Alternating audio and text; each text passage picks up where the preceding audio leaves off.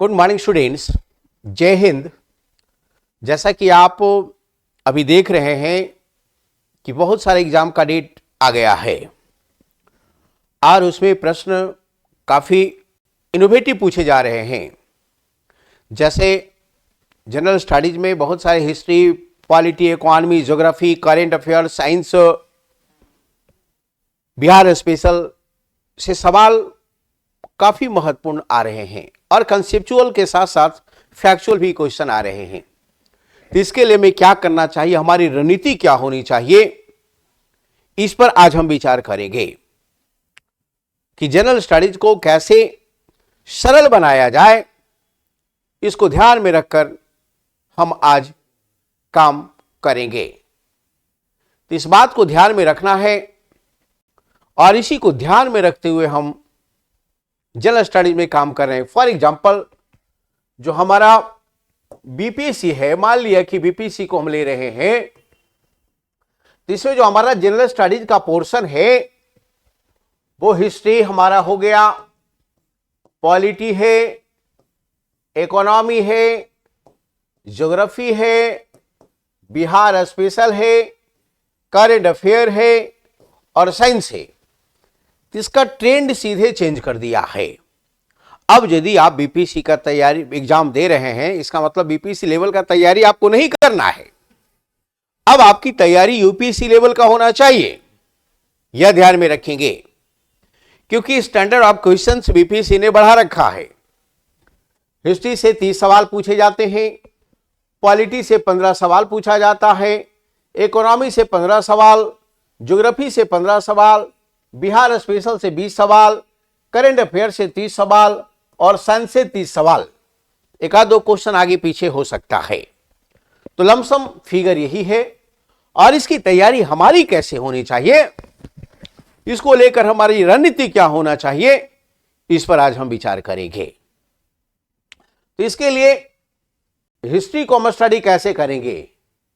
तो हिस्ट्री को स्टडी के लिए सबसे पहले एनसीईआरटी और एक स्टैंडर्ड बुक,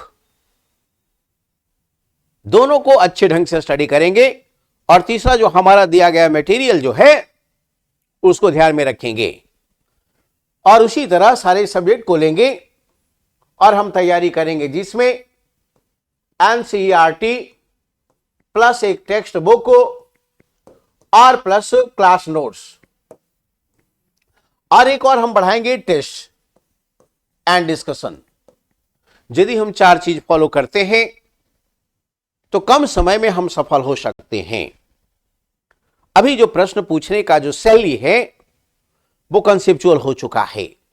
पहले एसएससी और रेलवे टाइप का क्वेश्चन पूछ दिया जाता था, लेकिन आज जब तक आप पैराग्राफ को हम नहीं समझते हैं जनरल स्टडीज में, तो आपका प्रश्न का उत्तर आप नहीं दे सकते हैं। इसके लिए हमारी रणनीति होगी और तैयारी होगी। इसी को ध्यान में रखकर हम आगे प्रिपरेशन करेंगे।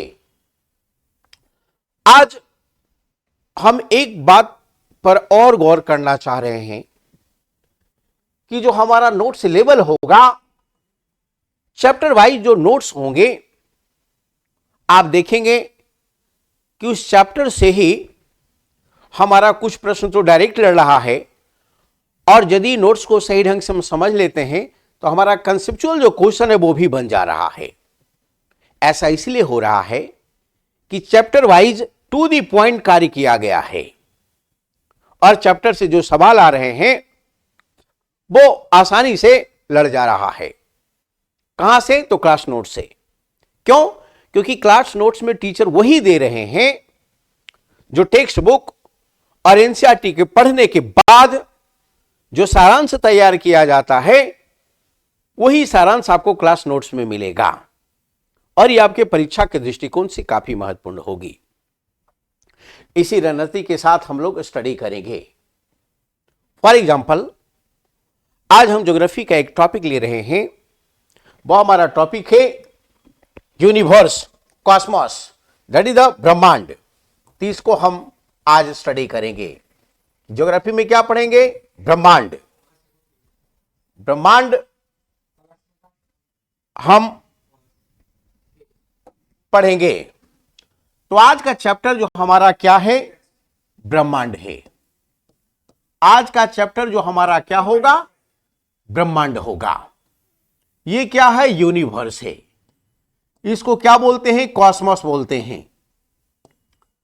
इसको यूनिवर्स, ये कॉस्मोस बोलते हैं। ये ब्रह्मांड क्या है, तो याद रखना है कि ब्रह्मांड यदि हम स्टडी करते हैं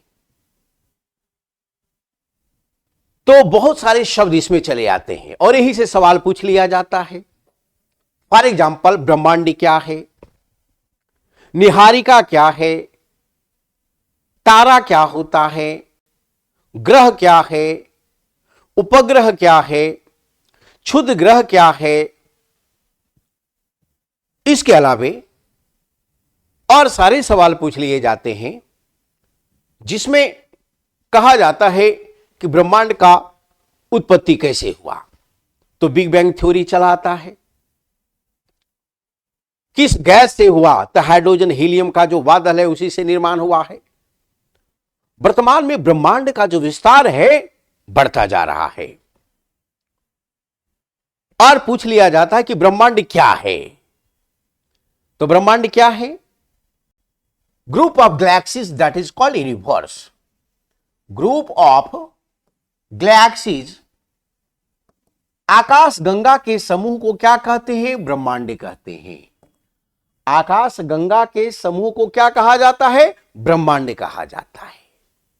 जबकि तारों के समूह को हम क्या कहते हैं, ग्रुप ऑफ स्टार्स।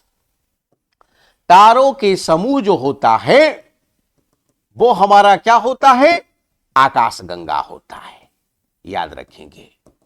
इसका मतलब कि ब्रह्मांड का जो निर्माण हुआ किसके समूह से हुआ है, आकाश गंगा के समूह से हुआ है।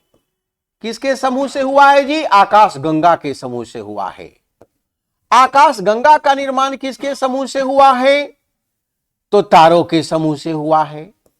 याद रखना है। इसका मतलब क्या हो गया कि group of stars that is called galaxies और group of galaxies that is called universe and cosmos. अब सवाल है ये तारा कैसे बना है, तो ये हाइड्रोजन और हीलियम का मिश्रण है।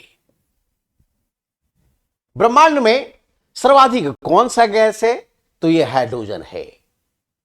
याद रखना है, बड़ा इंपॉर्टेंट।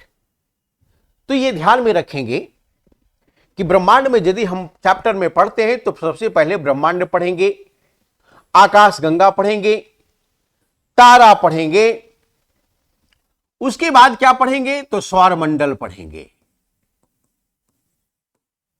और उसके बाद क्या पढ़ेंगे, ग्रह पढ़ेंगे, उसके बाद क्या पढ़ेंगे, उपग्रह पढ़ेंगे, उसके बाद क्या पढ़ेंगे, क्षुद्र ग्रह पढ़ेंगे, इसके अलावा क्या पढ़ेंगे, उल्का पढ़ेंगे, इसके अलावा क्या पढ़ेंगे, उल्कासो पढ़ेंगे। याद रखना है। इसके अलावा क्या पढ़ लेंगे, धूमकेतु पढ़ लेंगे। इसके अलावा आपने नाम सुना होगा, किसका नाम सुना होगा, हाइड्रा का। इसके अलावा क्या नाम सुना होगा, प्रॉक्सिमा सेंचुरी का। सेंचुरी का। इसके अलावा आपने क्या नाम सुना होगा, संभावनावाद, दैट इज द पॉसिबलिज्म।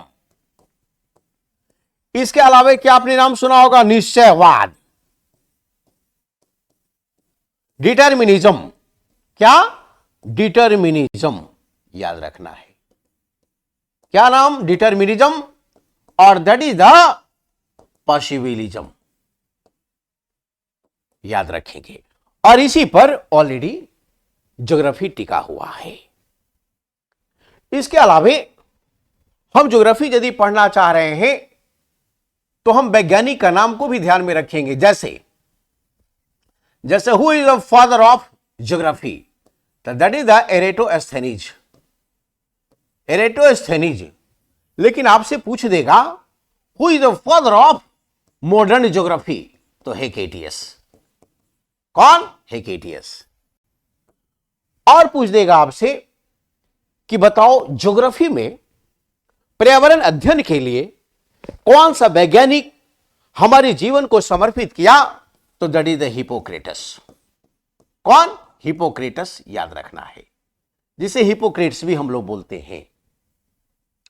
इसके अलावा रिटर ने भी बहुत बढ़िया काम किया है, हमबोल्ट ने भी बढ़िया काम किया है। तो ज्योग्राफी के क्षेत्र में बहुत सारे विद्वानों ने अच्छे काम कर हमारे ज्योग्राफी को, रिचनेस को बढ़ा दिया है। तो सबसे पहले ज्योग्राफी में हम ये जान लेते हैं कि ज्योग्राफी किस वर्ड से बना है। तो जियो प्लस ग्राफी। जियो का मतलब क्या होता है? तो भू मतलब पृथ्वी। ग्राफी का मतलब क्या? एक्सप्लेनेशन, दैट इज द वर्णन, व्याख्या, स्टडी। तो पृथ्वी की व्याख्या को ही हम ज्योग्राफी कहते हैं, भूगोल कहते हैं। और यदि साइंटिफिक डेफिनेशन लिया जाए तो भौतिक पदार्थों तथा मानवीय गतिविधियों के अंतःक्रिया को, भौतिक पदार्थों तथा मानवीय गतिविधियों के अंतःक्रिया को भूगोल कहा जाता है। क्या कहा जाता है? भूगोल कहा जाता है। और स्टडी ऑफ ज्योग्राफी की बात करेंगे, फादर ऑफ ज्योग्राफी की बात करेंगे, तो एरेटोस्थनीज हो जाएगा। आप पूछेंगे क्यों हो जाएगा एरेटोस्थनीज? इसीलिए कि पृथ्वी का परिधि का माप सबसे पहले इसी ने किया था, इसलिए इसे फादर ऑफ ज्योग्राफी कहा जाता है। इसके अलावे दो महाद्वीपों के बीच में महासागर का पता किसने लगाया? तो हेकेटियस ने लगाया, इसीलिए फादर ऑफ मॉडर्न ज्योग्राफी कहा जाता है हेकेटियस को। ज्योग्राफी में इन्वायरमेंटल स्टडीज के लिए यह वैज्ञानिक काफी समर्पित है, तो इन्वायरमेंटल स्टडी के लिए हिपोक्रेटस को योगदान दिया जाता है। तो ये काफी important scholar related with Indian geography and world geography, ध्यान में रखना है। तो हमने क्या कहा आपको? हमने यह कहा, क्या कहा था? हमने कहा था आपको कि ग्रुप ऑफ गैलेक्सीज मतलब आकाश मंडल। अब आपसे पूछेगा कि बताओ ये सौर मंडल जो है किस आकाश मंडल का हिस्सा है? तो सौर मंडल जो है हमारा दुग्ध मेखला that is the milky way galaxies. दुग्ध मेखला नामक गैलेक्सी का अंग है। कौन? हमारा सौर मंडल, हमारी पृथ्वी, याद रखना है, बड़ा इंपॉर्टेंट। ब्रांच से ही क्वेश्चन आपका आ रहा है, ध्यान में रखेंगे। इसके अलावे आपसे सवाल पूछ दिया कि सवाल यह आपसे पूछ दिया है, आपको सवाल आपसे पूछा है कि तुम यह बताओ कि संभावनावाद क्या है। यूपीएससी का क्वेश्चन है, अब बीपीएससी भी पूछना जा रहा है। अनिश्चयवाद क्या है?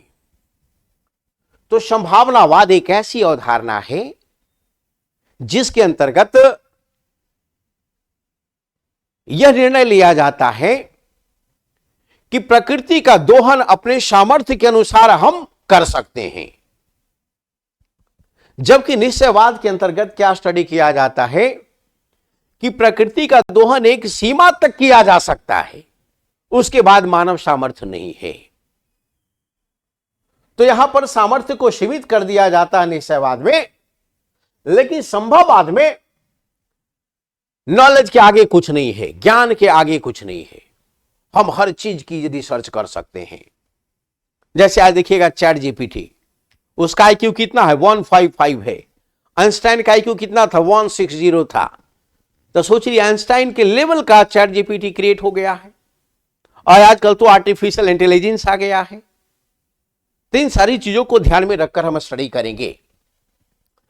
तो संभावनावाद और निश्चयवाद यह ध्यान में रखिएगा, यह काफी इंपॉर्टेंट है, जो सिद्धांत के रूप में आजकल पूछ लिया जाता है।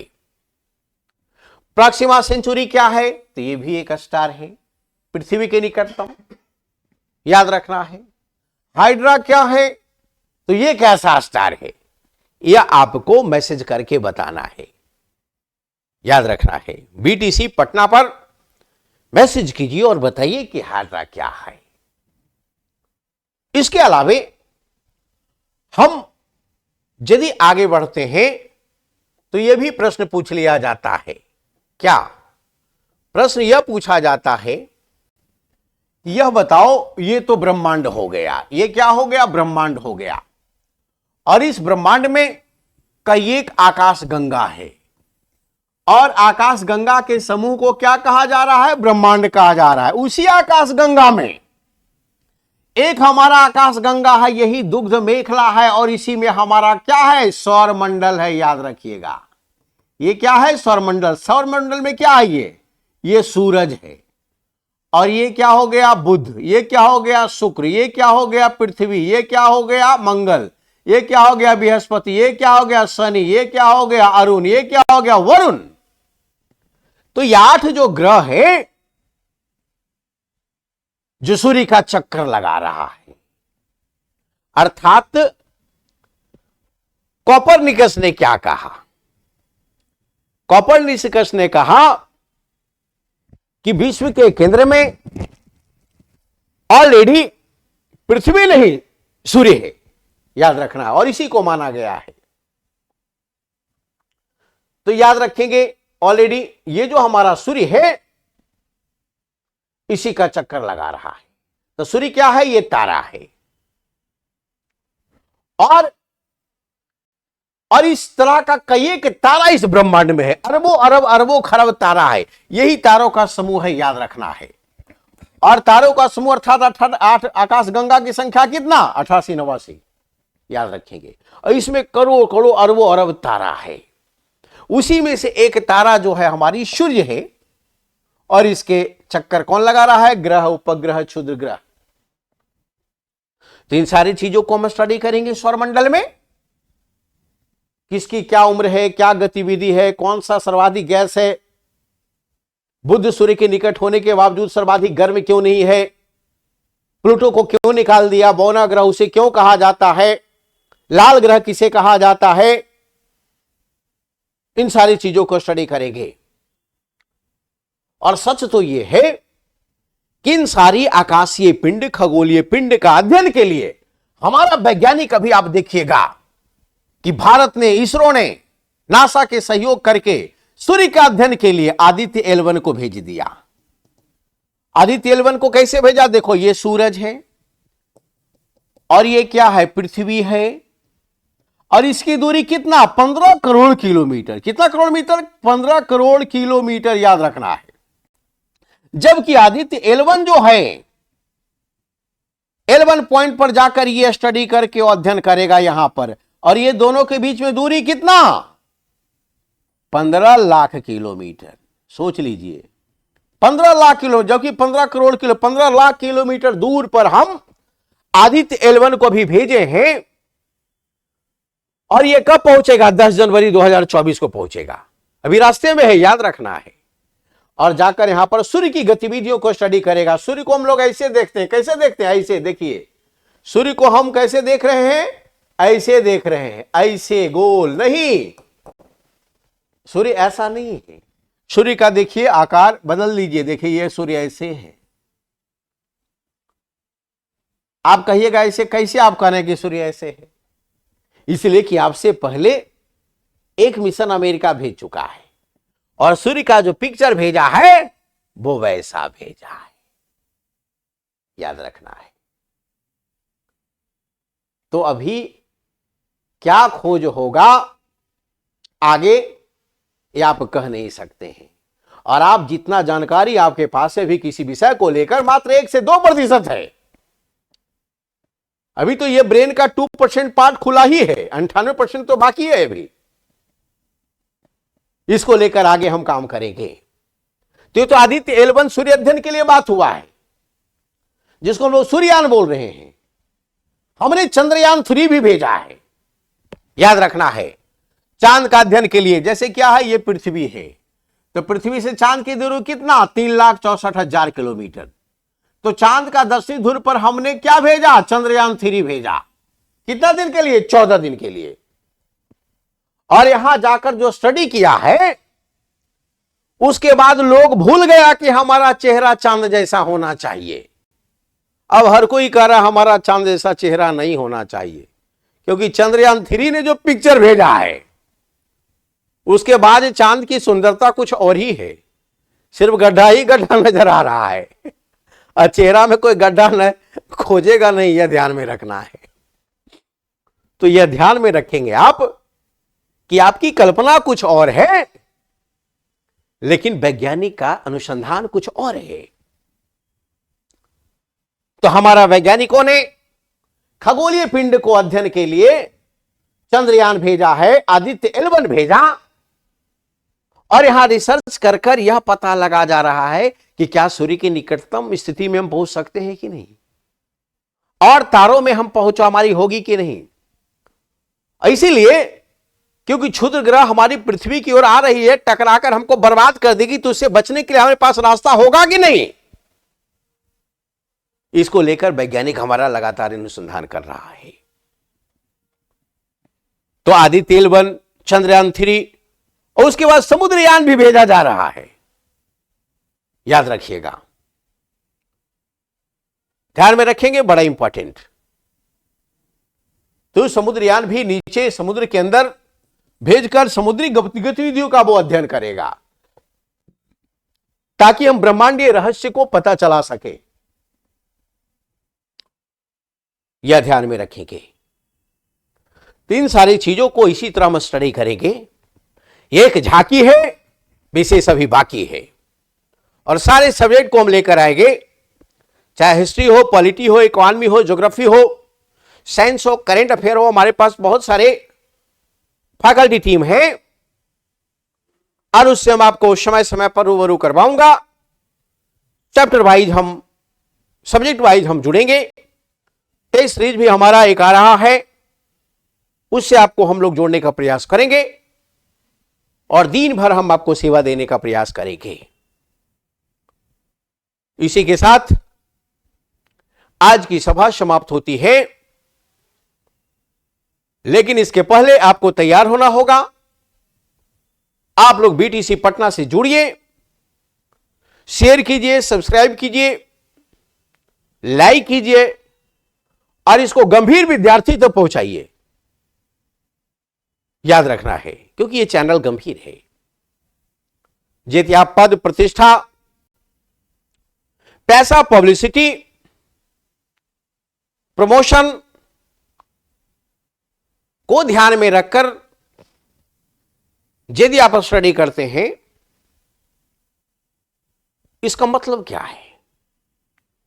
इसका मतलब है कि कहीं ना कहीं आप उच्च पद को प्राप्त करना चाहते हैं। और यह पद क्या है? IAS। यह पद क्या है? IPS। यह पद क्या है? IFS। यह पद क्या है? SDM। यह पद क्या है? DSP। यह पद क्या है? BDO। यह पद क्या है? रजिस्ट्रार।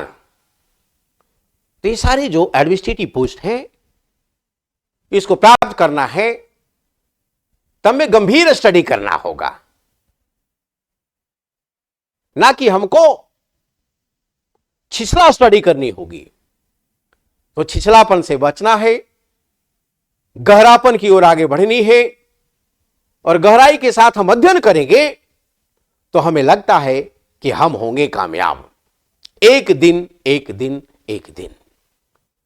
सच तो यह है कि आप कुछ मत कीजिए, सिर्फ सिविल सर्विस का तैयारी कीजिए। इसे 3 फायदा है। पहला तो आप एडमिनिस्ट्रेटर बन जाइएगा।